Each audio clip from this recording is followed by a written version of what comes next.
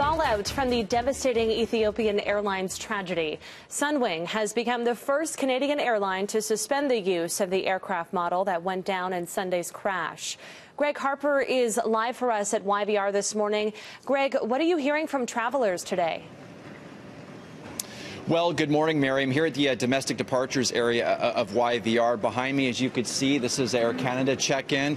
To my right, that is WestJet check-in. Now, both airlines deciding to keep the Boeing 737 Max 8 in the fleet, at least for now. More on that in just a little bit. But let's get to the statement here from Sunwing Airlines. In the statement, the company says, for evolving reasons unrelated to safety, including airspace restrictions being imposed by some of our partner destinations, Sunwing Airlines has taken the decision to temporarily suspend operations of our 4 Boeing 737 Max 8 aircraft. Sunwing says the Max 8 makes up less than 10% of its fleet, and it is now in the process of revising flight schedules.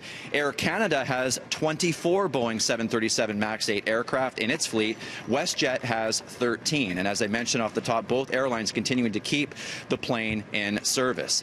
Are travelers worried about this airplane still in operation? Well, here's what some travelers are saying about it this morning. Until we find out why the second one crashed, if it was the same reason as the first one, and it happened so quickly, to me it indicates the pilots didn't have time to do what they need to do. If it's not good enough to fly and it's not like safe to fly, they should ground it. It's just something like we do get concerned. I mean, when I was leaving today as well, my friend's family, they were all concerned. I took the same flight to go to Calgary last week, and I had no issues. Smooth in landing, smooth in takeoff. There have been calls for Canada's Minister of Transport to pull the planes from Canadian skies, but Marc Garneau has been adamant that the Boeing 737 Max 8 is safe. He did, however, cancel plans yesterday to study the evidence into the Ethiopian air crash that killed 157 people on Sunday.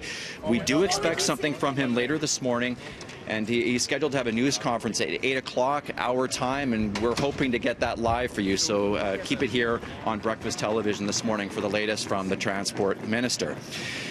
And the Canadian Union of Public Employees, which represents more than 8,000 Air Canada flight attendants, is asking the company to put the safety of passengers and crew first. In a statement, it says the Air Canada component of CUPE, who represents flight attendants at Air Canada, Mainland and Rouge, is calling on the company to, at a minimum, continue to offer reassignment to crew members who do not want to fly on this type of airplane.